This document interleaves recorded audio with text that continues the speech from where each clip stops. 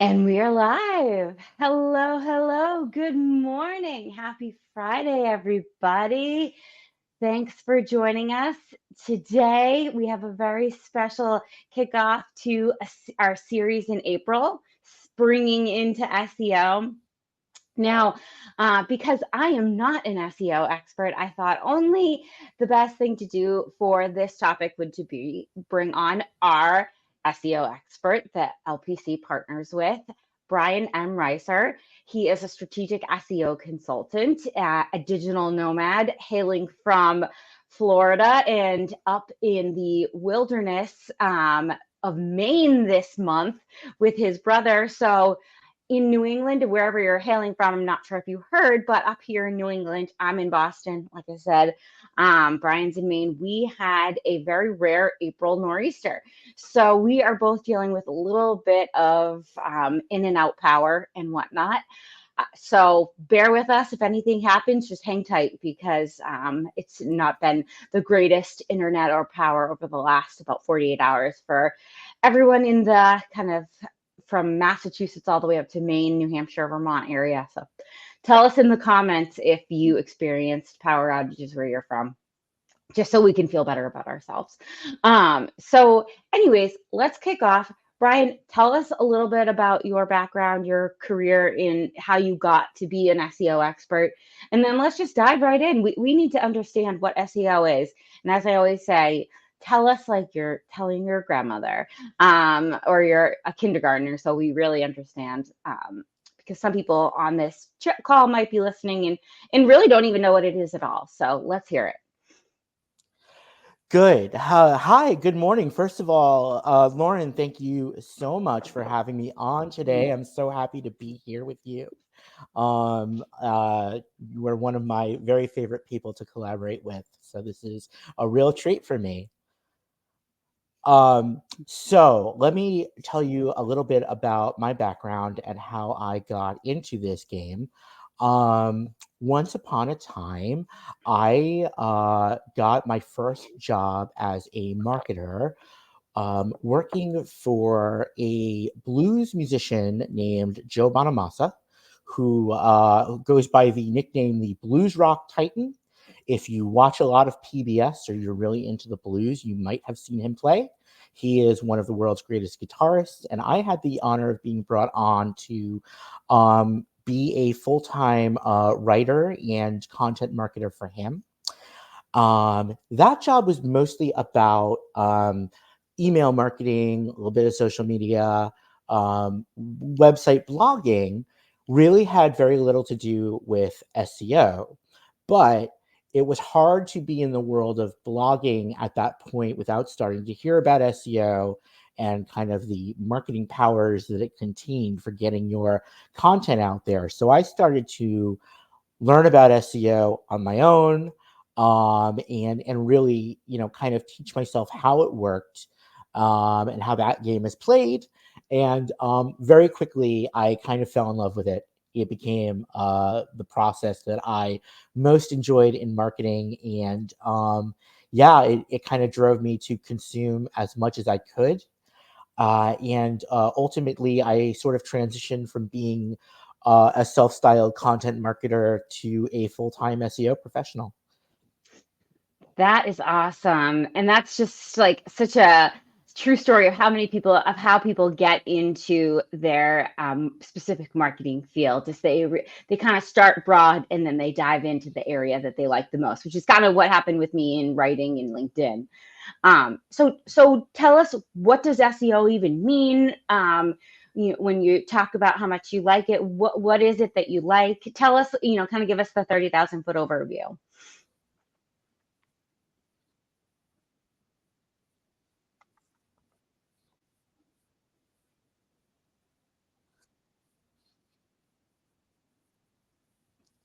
Oh, we may have a Okay, delay. so my grandma isn't watching, but there may be family members of mine who are, and I will explain it to you like I explained it to them, which is SEO, which stands for search engine optimization, is essentially the art and the science of making changes to your web presence in order to improve your visibility on search engines. To kind of restate that in its elements, SEO is an art and it's a science. It's a little bit of both. It's about making changes to your web presence in terms of both your website, but also other properties you may have online that could involve social media, that could involve a Google business account, for example. And finally, the reason you do SEO is to improve your positioning and your visibility on search engines like Google or like Bing or like Yahoo, for example. So that is SEO in its kind of pithy nutshell definition. I am happy to go into any of those details more, but I also have some other elements of SEO that I would love to talk about that kind of make it up.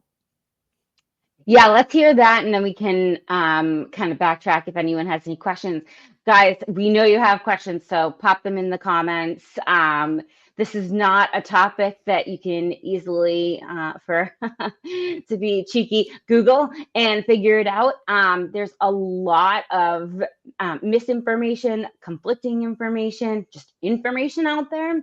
And that's why I always rely on someone like Brian that does this for a living, because it is very confusing. So don't be afraid to pop anything in the chat. And yeah, Brian, why don't you give us a little intel on the different types, and just bear with us, guys. There's definitely a little bit of a delay, so bear with us. Okay, great. Thanks for that, Lauren, and thanks for the reminder about the delay. Okay, so the first thing I want to emphasize is that SEO is a form of marketing. You might not think that's controversial, but it can be occasionally controversial to even say that. SEO is, in my opinion and in my experience, is always marketing something. Whether that means you are marketing for a business, your own business, or somebody else's business, a product or a service, but maybe you're marketing something else. Maybe you're working for a nonprofit and you're marketing a charitable venture, or you're marketing an idea. Could be a political idea, could be a cause, could be an actual politician. But the whole idea is that you are creating something that you don't just want yourself. This is not for a diary. This is to get your message out there about something. This is to spread an idea, a product, a service, a business, a charity to other people. That said, SEO professionals like me are not always found in the marketing department. You might find us in other departments. We might be in the development and engineering department. We might be in the product department. And there can be good strategic business reasons for having SEOs, not necessarily in the functional marketing department. I've also been stationed on content teams that are considered kind of a separate entity from the marketing department or the digital marketing department. Nevertheless, I admittedly take a very broad definition of what marketing is, but it's all marketing. SEO is always about marketing something. Okay. That said, what makes it unique as a marketing channel?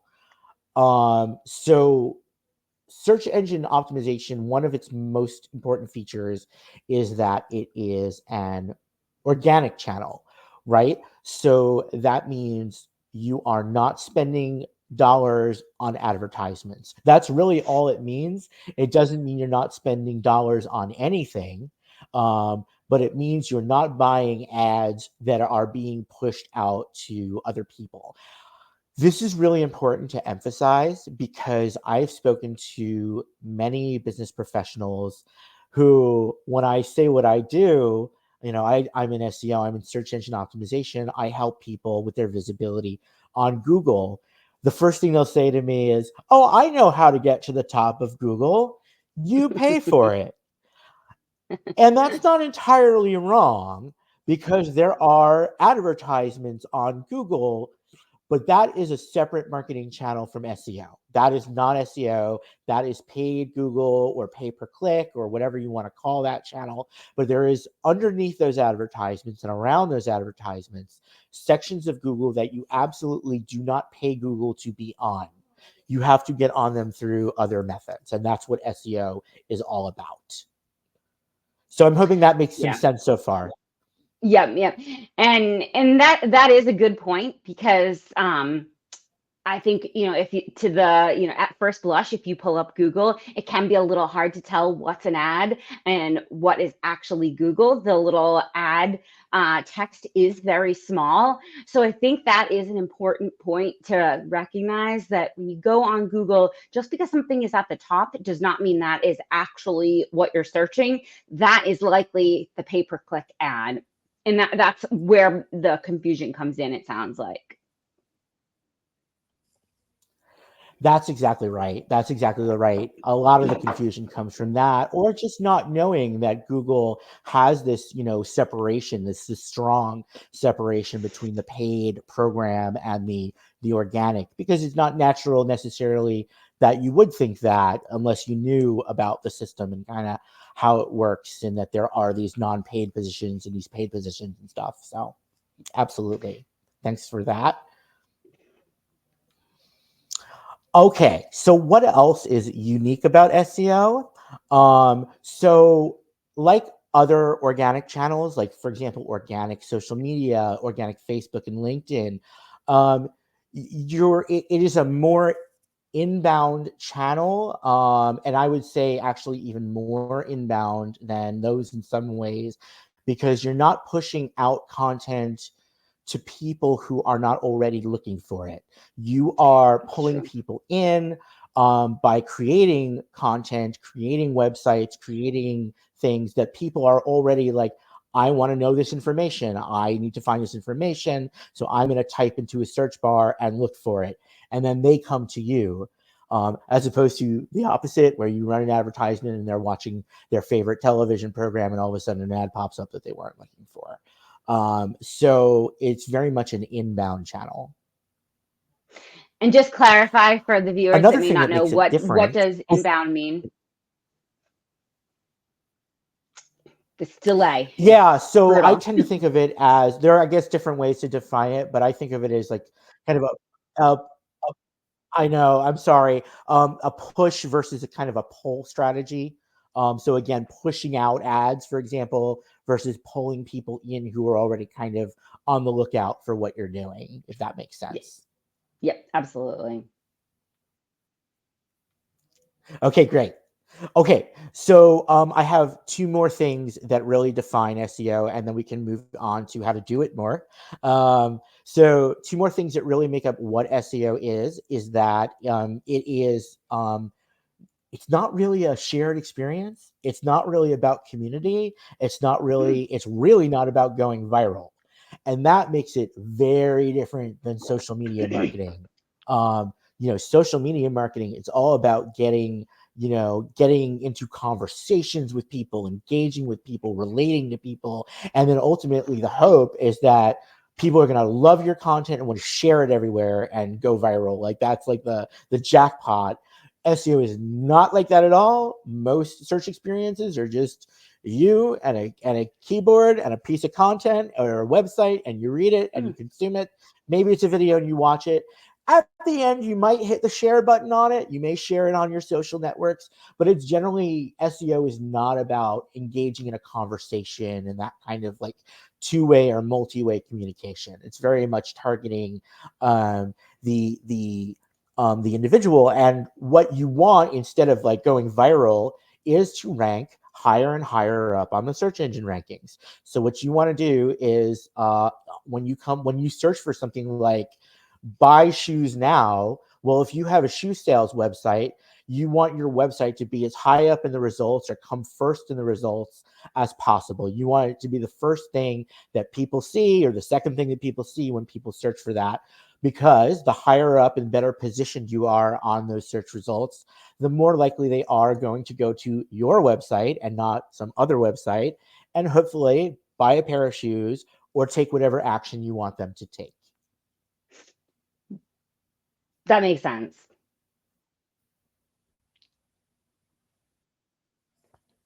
Trying to say as Okay, little as and the possible. last thing, SEO is not Google.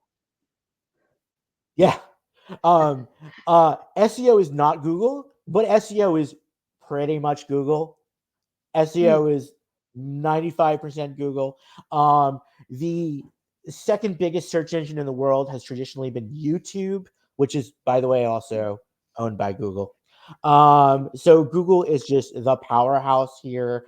That's not to say that when you're thinking about being visible on search engines and ranking on search engines, you shouldn't think about how you're doing on Bing, or you shouldn't think about how you're doing on, maybe another search engine like DuckDuckGo, you might have seen billboards for.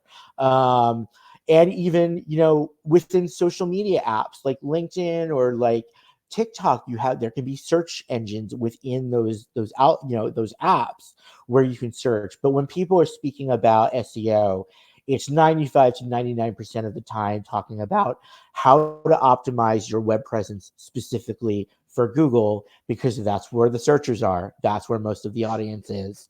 And to date, they really have not had competitors in that space that have been very competitive at all.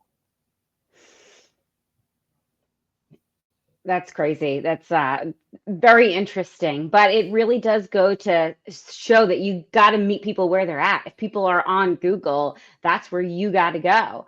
As much as you might think it might be somewhere else, most of marketing is figuring out where your audience lives and what activities they're doing and how they're doing it. So that's why SEO really is actually marketing. That is exactly right. So, Lauren, do you want to transition into a little bit about the basics of how you go about this, how you actually improve your rankings for your website? Yeah, let's do that. And, maybe just some quick takeaways that anybody could do today that has a website or works for a company that they can bring back to their leadership team and say, hey, here's a few things that we can easily do to improve our rank. And then we can go into it in future weeks. We have some more content for you guys really diving into it. But yeah, I think it would just be helpful for people to have some tangible takeaways. Yeah, let's do it. I love it. Okay, so first thing you should know is that any page you want to have rank on Google on your website, you should think about what word or search or keyword or query, all basically the same idea, or broader topic, maybe, you want that page to rank for. It could be anything. It could be, like I said, shoe sales, or just sneakers, or a communications expert, or whatever you want that page to rank for. You want to have that word in mind. Okay. And what you want to do with that is make sure that word or related words or very similar words are placed in certain key strategic spots on your web page and in the what's called metadata, or the meta code of your web page, which tells search engines certain things about your web page. So let's keep using sneakers as an example, right?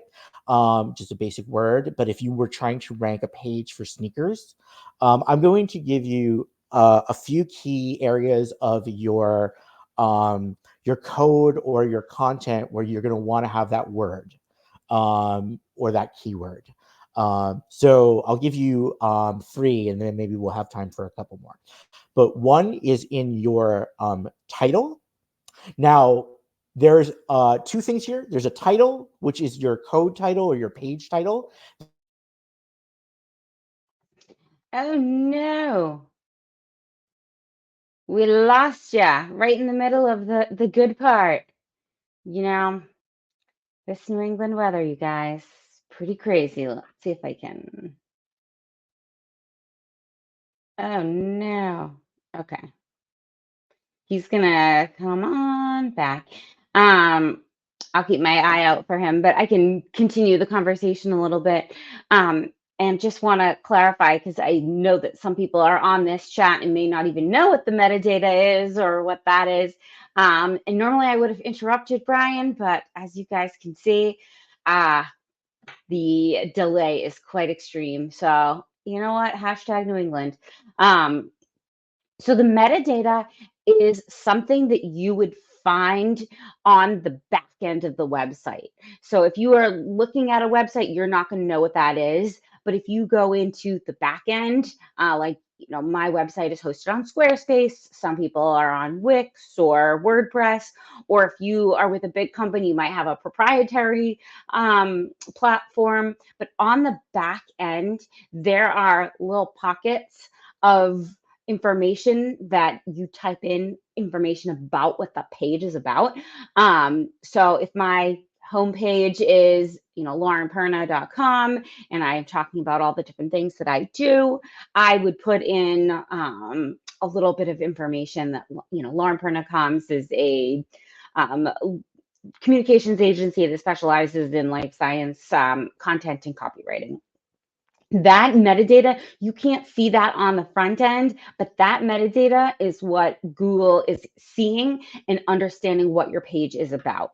Let's just check on Brian. He's still coming. So having the keywords in the metadata, even though the world cannot see it, it is crucial because that's what Google is seeing. That's how Google is ranking you. It's figuring out what your topics are about. And then if you dig even deeper into the back end of the website, there are all different types of areas of your website. So it's not just like opening a Word document. Every piece of the website is something specific. So if you see very large font on your website, that's called the H1. That's the header title, and your keywords should be in there. If you see H2, that's a kind of secondary header. Then the text is the actual text that you see, the kind of more copywriting that I would do. And then you even have the photos and the graphics that are on your website should even be titled, and those should even have specific related words for your keyword. Let's see. Still no Brian. Oh goodness, guys. We'll give him another minute or two. But so all of those components of the back end of your website should have the keyword. And that's what's so crucial about finding the right keywords, because if you don't put the right keywords, you could be ranking for something that is unrelated. So if you see something on someone's website and you're kind of like, oh, I wonder why they framed it that way. Why are they saying it that way? It very well could be the keyword. The important thing is to not stuff the keyword in there. Don't put sneakers 10 times in a row, because Google knows that too. They know you're trying to like trick the system. So it's important to make it as kind of natural as possible, but also bear in mind that, just because how you speak in the world in public doesn't necessarily mean that's going to easily translate to Google ranking. So you might have to be a little bit more creative. You might have to put a little bit more thought into the words that you're using on the website. So the easiest thing you can do, takeaway right now, is if you're looking at, a page on your website, I would either say your homepage or your services, take a look and see, is there anywhere that I could add in the keyword that I want to rank for? If you are a virtual assistant, where on the homepage are you using that word virtual assistant? How many times are you using it? And are you using it in a way that Google can understand what you're talking about? Checking in on Brian again. Let's just go back here. Typing. Looks like I have trying. Okay, he has to reboot. So we'll give him another minute.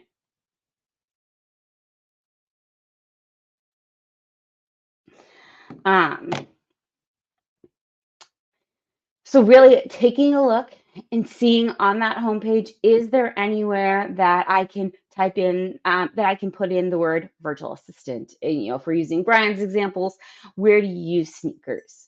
And then it's thinking about, what are some other related words that someone might be searching for? Is it executive assistant, or is it shoes? To kind of be using all of our examples. Is there a list of magic words is the question. So there are definitely tools that you can use, and you did not miss it. We didn't really talk about this part. I think the first step before you even go into the tools is just thinking about the words that you want to rank for. The word that describes your business. So virtual assistant, executive assistant, if we're talking about your business, Stephanie, really just starting even that simple of, are there words that I want to be known for? And then once you can, that's kind of the easiest first step you can take. And then from there, taking that next step into finding the tools. And there's plenty of kind of free tools out there that can help you. But really, if you're looking for that dedicated strategy that really implements SEO in that full capacity, that's where someone like Brian comes in with a dedicated tool that costs, quite significant amount of money, something like Ahrefs or whatnot. Those are tools that are dedicated to implementing an entire SEO strategy. But for you today, if you don't have an SEO person on tap, or if you're just trying to dip your toe, the biggest thing that you can take away is look at that homepage. How many times or at all do you mention what you do and the words that you want people to know you by? And really thinking about the words that people would use to describe you, not necessarily the words that you use in conversation. When someone reaches out to you, are they saying, hey, I'm looking for an executive assistant, or are they saying virtual assistant? And these are just little nuances that you want to think about in any sort of branding situation, but recognizing, as much as I might call myself a writer, my ideal client might call me a marketer. So, finding out, really going backtracking and thinking, what are the words that my clients use to describe me? And are those words on my homepage? And if not, where can I swap out different words? Where can I put them in? And that's really the first step that I took before I even long ago knew Brian, was just trying to figure out where can I put the words, content marketing, copywriter, marketer on my homepage, or life science writer, or, all the things that I knew I kind of wanted to be known for. So that really, I think, is the first step. Let's see. He's coming back now, and let's see. So I think that's the first step before you dive into any of these programs. But it is very easy to find free programs that can at least just get you started, and free trial programs. But how do you approach SEO when you are working in a niche? Working in patient advocacy in the life sciences, it has been challenging to find different ways to differentiate from patient advocacy in a hospital setting or a nonprofit setting. Interestingly enough, I think that is going to be our topic next week. Okay, because I think Brian says he's coming back, but let's see. So we're going to talk a little bit next week about kind of those devices not connected. Here he is. Add to stage. Brian, you're coming back, and I talked all about the SEO that I know. So to recap you, I talked about how, very first basic, what I did long before I even met you, is that I just thought about the words that my clients call me, like marketer, writer, whatnot. And I put those on my homepage. That was before I even went into Uber SEO, which is the program that I use, or even consulted you. I really just tried to make sure that the keywords that I knew I wanted my clients to search for, like content writer, marketer, life science marketing, I put those on my homepage. That was kind of my first step. beyond anything else before, just because that I thought that was a good first step in before hiring someone like you. So that's where we left off. Okay, yes. So thank you for all of that, Lauren. That is great, and it's a great, very sensible place to start with SEO.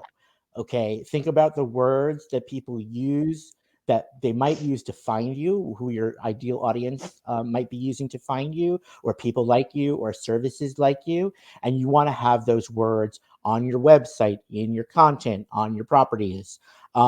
That is the very first basic building block of how you do Okay, yeah. SEO.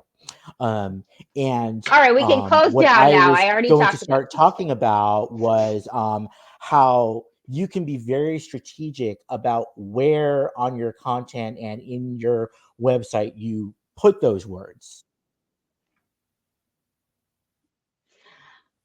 And the other thing that we talked about too, I just backtracked a little bit and talked about what metadata is and meta descriptions, just in case anybody wasn't really Oh, familiar with what those terms meant. are we there? Am I there? Yep, we're here.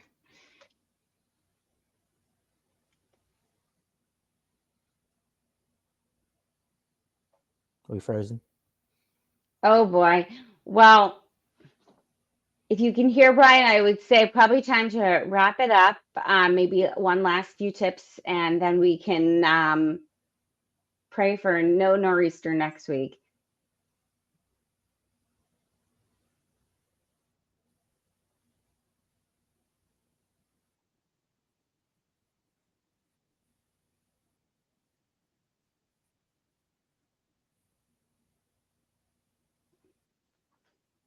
Uh-oh.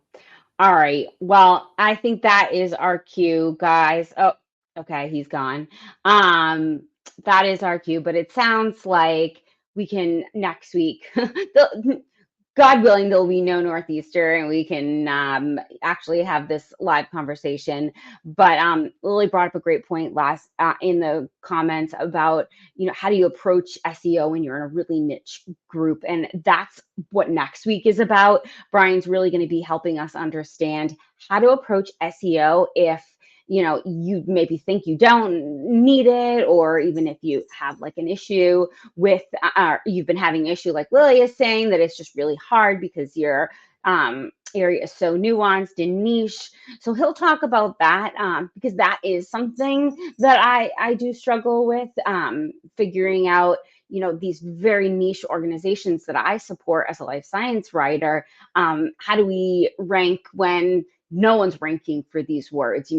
They're words that don't align with what most people are searching for, but there is someone searching for them. So figuring that out. So he'll talk about that next week, and I'll make sure that Brian puts together some of his takeaways in a little article, and we'll share that, since he is up in the wilderness and all tapped out of internet. So thank you guys so much. Thanks for bearing with us with this crazy nor'easter, and put a little snowman in the chat if you enjoyed our comical presentation today. Thanks, guys.